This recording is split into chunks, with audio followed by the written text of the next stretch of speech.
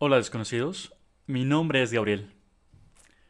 Hago este video porque quiero compartir mi experiencia con todos ustedes y que sepan cómo fue que me enamoré de la programación. Primero, una disculpa por la calidad de la cámara, sé que es bastante deficiente, pero por algo se empieza y realmente me enfoqué más en que se escuchara lo mejor posible, o bueno, dentro de mis posibilidades.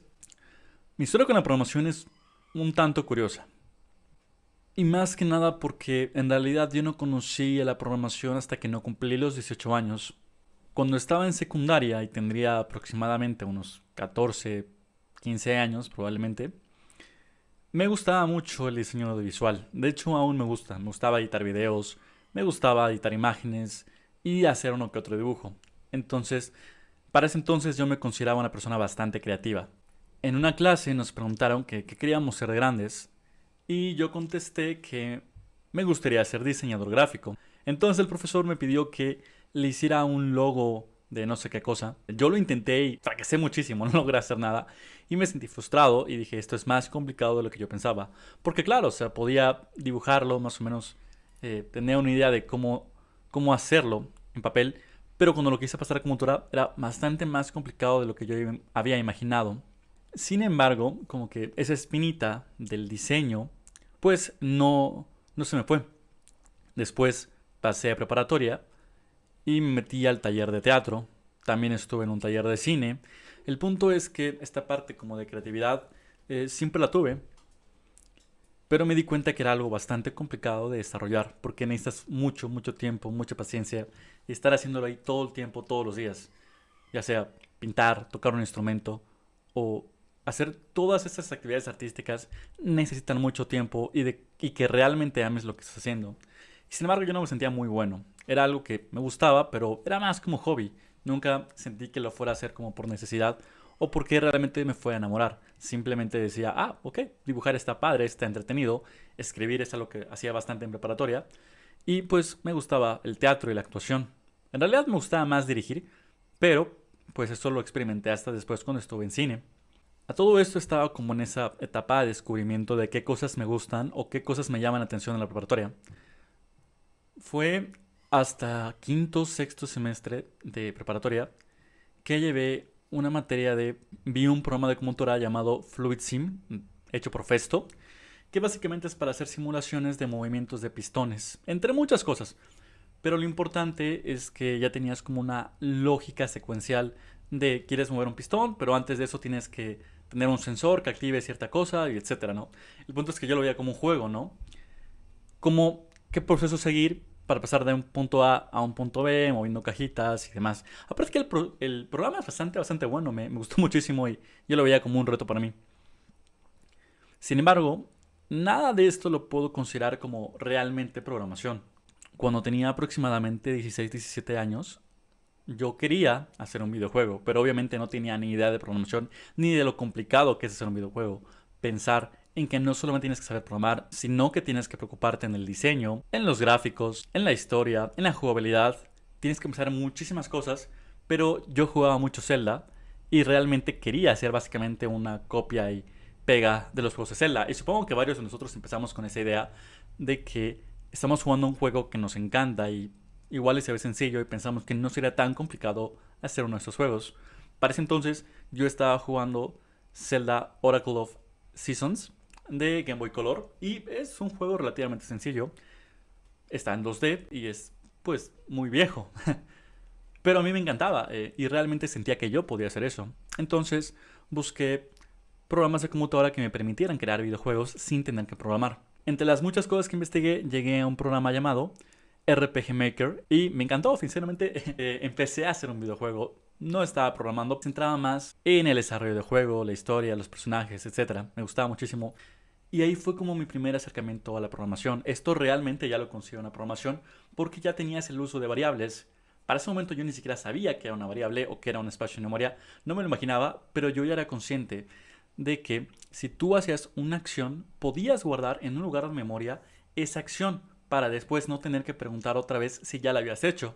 Esto era muy útil en el caso de los cofres porque querías evitar que al abrir un cofre la siguiente vez no te volviera a dar el mismo objeto. Incluso había entendido el concepto de una condición, si tú tenías más de cierto nivel, podías acceder a cierto jefe, o si tenías una espada, entonces podías pelear contra tal cosa. Todo esto lo aprendí completamente solo y muy experimentando a ver qué salía, porque tenía en la mente, la imaginación, el quiero hacer esto, pero no sé cómo hacerlo. Entonces comenzaba a poner bloques y a ver qué salía. Después de esto, entro a la universidad y algo que tiene mi universidad, o que tuvo en su momento, era algo llamado exámenes remediales. Estos exámenes remediales te los ponen para comprobar tus conocimientos básicos de algunas materias: programación, física, matemática, español e inglés.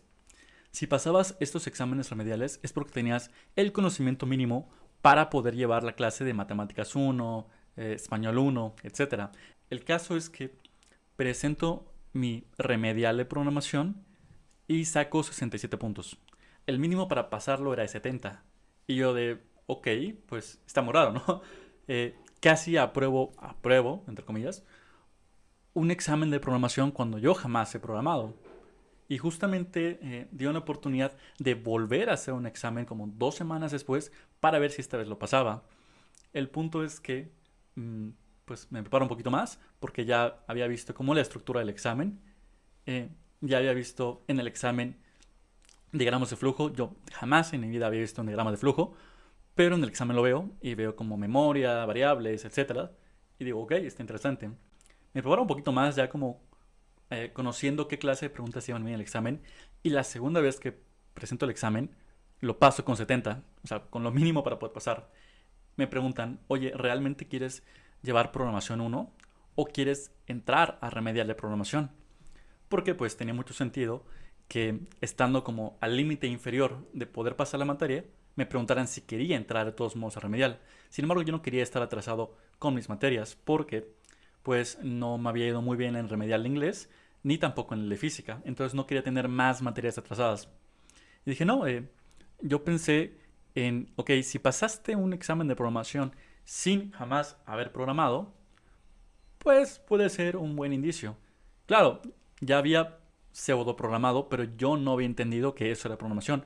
Yo únicamente estaba haciendo cositas para hacer un videojuego, pero no había interpretado que eso ya empezaba a ser programación. Total, que entro a solución de problemas con programación, que era el nombre de la materia que llevé en primer semestre de la carrera de ingeniería mecatrónica. Esta materia me la da el profesor Iván Guerrero, al cual yo estimo muchísimo, lo admiro, y ha sido una muy fuerte influencia para que en la actualidad esté estudiando la maestría en ciencias computacionales. En esta materia nos enseñaron programación desde cero, desde el concepto de una variable, ciclos, funciones, estructuras secuenciales, etcétera, ¿no?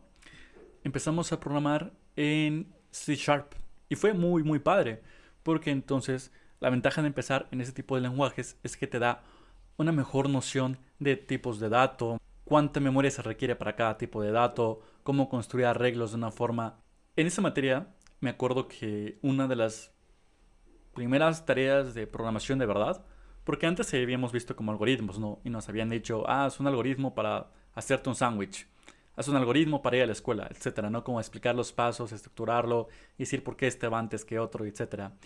Pero me acuerdo que ya habíamos visto como la pregunta de decir si alguien tiene más o menos de 18 años, etcétera, ¿no? Cuando veo el primer ciclo, que fue el ciclo while, digo, interesante, esto ya te permite hacer muchísimas cosas, porque en conjunto de un ciclo y una condicional, un if, pues ya se podían hacer muchas cosas y estaba muy emocionado como con herramientas tan básicas ya se podían construir tus primeros programas. La primera tarea, reto que tuvimos fue el hacer un pequeño programa que nos permitiera generar un número aleatorio y que el usuario pudiera adivinar ese número aleatorio en n cantidad de intentos. Por ejemplo, adivina un número del 1 al 100. Entonces, la computadora genera el número 30 y tú pones 70 y te dice es menor. Entonces, así te vas, ¿no? O si pones 20 te dice es mayor. Y así un número indeterminado de veces hasta que consigues adivinar el número. De ahí pues la materia se puso más interesante porque empezamos a ver un poco de interfaces gráficas en Visual Studio y pues ya eran programas de computadora. Y dije, Dios, esta es una forma en la que yo puedo tener la libertad de crear mis propios programas de computadora. ¿Qué iba a hacer? No sabía, pero ya tenía las herramientas para comenzar a hacer programas básicos que pues se pudieran ejecutar directamente en Windows. En mi segundo semestre Llevo informática industrial con el profesor César Augusto y él nos da Python. Y otra vez empezamos desde lo básico, desde tipos de datos, if, for, ciclos, etcétera, ¿no? Funciones. Y esto a mí me encanta porque Python es mucho más rápido de programar, más sencillo de entender, más sencillo de aprender que C Sharp. Y pues a mí me gustó muchísimo, muchísimo. Me encantó Python desde que empecé a programar con él porque no necesitaba de Visual Studio. Realmente solo instalabas Python, era gratuito, básicamente desde cualquier computadora lo podía correr y era muy, muy sencillo de escribir. No tenía que preocuparme por punto y coma ni por llaves. Entonces, literalmente solo con pensarlo podía escribirlo y comenzar a hacer mi código.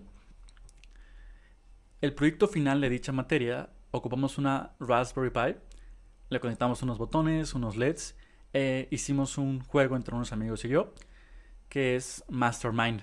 Es un juego viejito en el que se genera una contraseña de 4 letras a partir de 6 letras, me parece. Pueden o no pueden estar repetidas estas letras. Y el usuario tiene que adivinar la contraseña que se generó automáticamente. Lo habíamos hecho como con botones para poner qué letra ocupar, LEDs para indicarte si estabas bien, si estabas mal. Fue un proyecto que me gustó muchísimo porque ya era un proyecto eh, que tenía que ver con mecatrónica. Digo, ya tenía una Raspberry Pi que me permitía tener entradas con botones, salidas con LEDs, estaba programando en Python y me encantó. Pero, si bien toda la carrera me la pasé programando y después vi microcontroladores, estábamos programando en C++, y ahí pues ya te comienzas a preocupar en cosas más técnicas. Que si la memoria, que si la velocidad del procesador, cada cuánto puedes estar haciendo polling, pensar en la cantidad de ADC que tiene el micro, en cómo setear los timers para generar un PWM de cierta forma, etcétera, ¿no? Esto era una programación pues más de bajo nivel y no enfocado para el usuario, sino para los micros. Después también vimos un poco de programación de PLCs. Eso era lo más mecatrónico que yo podía imaginar. Ahí literalmente ya estábamos moviendo pistones, ya estábamos haciendo procesos de automatización y cosas mucho más industriales. Fue muy interesante. También empezar a programar de forma asíncrona porque había procesos que no podían ser completamente secuenciales, sino que era más bien por eventos. Para mi último verano de la carrera llevé la materia de Machine Learning. Bueno, sí es Machine Learning, pero la materia como proyecto integrador de ciencias computacionales, que no estaba en mi plan de estudios, era el plan de estudios de ciencias computacionales, pero a mí me encantó, porque tuve la fortuna de que esta materia, que la tuve básicamente al finalizar mi carrera, también me la dio Iván Guerrero, el mismo profesor que me había dado la materia de inicios de la carrera. Y pues con esta materia me voló la cabeza, ¿no? El objetivo era entrenar a una red neuronal para poder detectar basura en la calle o detectar baches, etcétera. Y con un dron, tú podíamos ponerle una cámara al dron y que automáticamente detectara, es una basura, etcétera, ¿no? No nos quedó muy bien, pero fue muy, muy padre porque empleamos una interfaz gráfica hecha en Unity. Aprendimos a ocupar un poco de bases de datos para guardar el tiempo y la posición y coordenadas de dónde se había encontrado la basura. Y entrenamos una red neuronal basada en YOLO para detectar esos objetos. Igual, la primera parte fue muy teórica, empezamos a ver cómo se construían las redes neuronales y a mí me encantó y dije, esto es increíble. El proyecto de tesis doctoral de mi profesor era un generador de cuentos automático y él me gustó mucho, ¿no? Porque eran cuentos coherentes y que realmente tenían un inicio, una estructura, un final, personajes, un porqué. Yo le vi como mucha, mucha utilidad porque él igual estaba en la parte de procesamiento del lenguaje natural. Es en ese momento cuando yo tomo la decisión de que quiero hacer una maestría en ciencias computacionales, que soy mecatrónico, me encanta ser mecatrónico, me encanta lo que hago, la electrónica, la mecánica, el diseño, pero lo que más me llena es la programación, porque la programación se me hace un proceso muy creativo.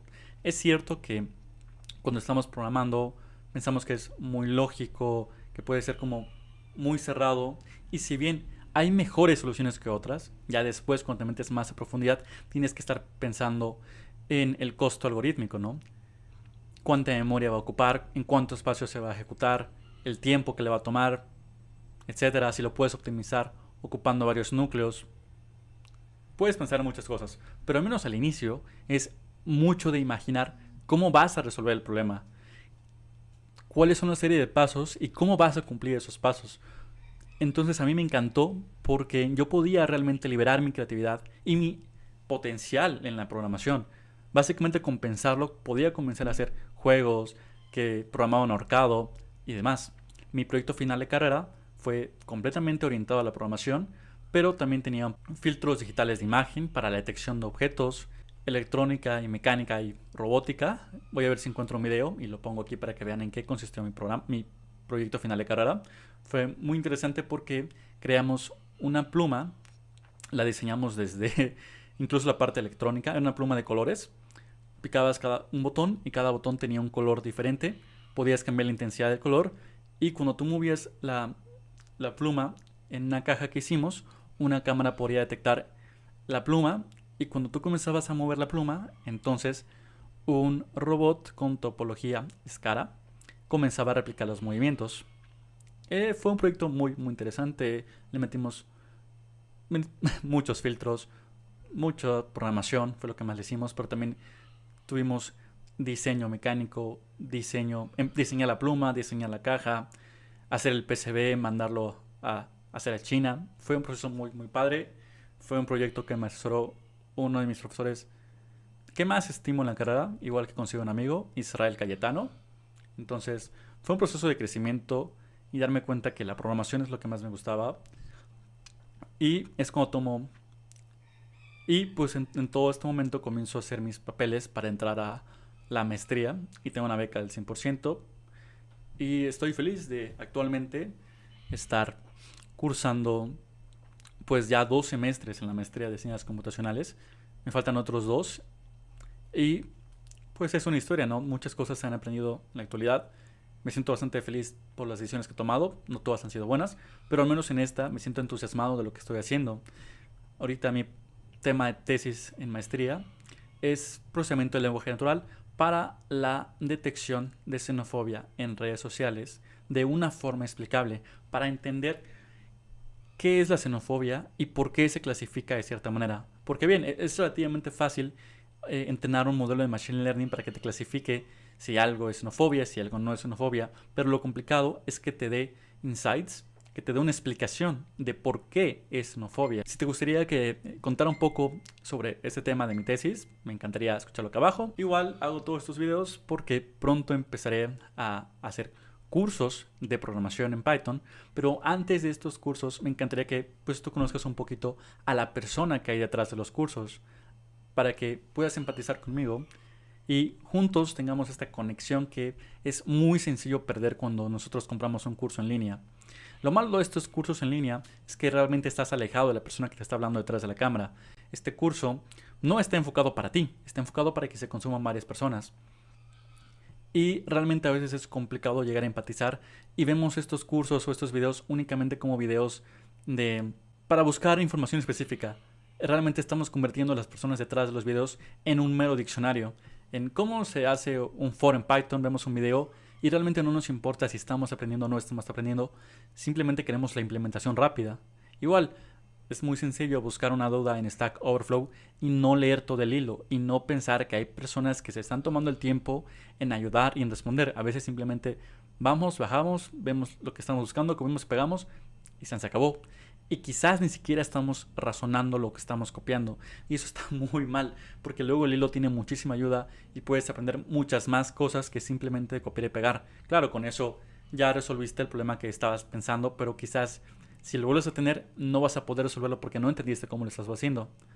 Y bueno, pues estaré subiendo otros videos de mi persona, de mis experiencias. Y una vez que considere que ya es suficiente información de mí, empezaré con los cursos de programación en Python. Entonces, eso es todo. Igual, espero eventualmente ir aumentando la calidad de la imagen. El sonido creo que está bien, pero pues veremos que los siguientes videos sean más interesantes. Cualquier sugerencia, estoy abierto a escuchar. Gracias y hasta luego.